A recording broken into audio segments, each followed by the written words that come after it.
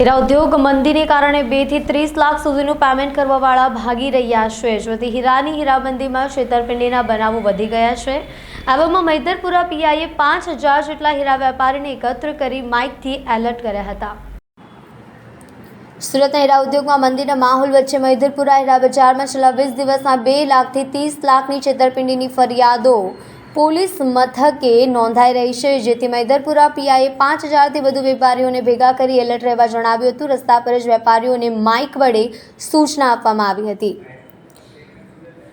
દરમિયાન ગતરોજ એક હીરા છેતરપિંડીના આરોપીનું સરઘસ કાઢી સ્થળ તપાસ માટે લઈ જવામાં આવ્યા હતા. હીરા બજારમાં થતી છેતરપિંડી અને ઉઠામણાની ફરિયાદોને મૈદરપુરા પોલીસ ખૂબ જ ગંભીરતાથી લેવામાં આવી રહી છે. ઉલ્લેખનીય છે કે આ વર્ષે છેલ્લા 7 મહિનામાં 16 વેપારી 13 કરોડની છેતરપિંડીનો ભોગ બન્યા છે, જેમાં 27 આરોપીઓને જેલના સળિયા પાછળ ધકેલી દેવામાં આવ્યા છે.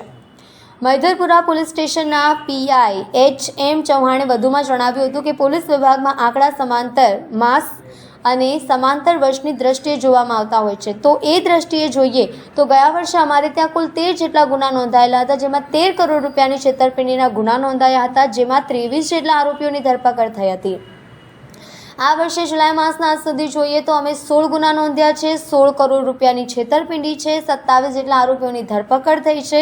અરજીઓની સંખ્યા જોઈએ તો ગયા વર્ષે 93 જેટલી અરજીઓ હીરા બજારમાં છેતરપિંડીને લગતી થઈ હતી, જે અમારા અભિયાનને કારણે આ વર્ષે અમે જે વારંવાર પ્રોત્સાહન આપ્યું, જેને કારણે જુલાઈ મહિના સુધીમાં 96 જેટલી અરજીઓ મેળવી અને અમે એ મામલે તપાસ શરૂ કરી છે.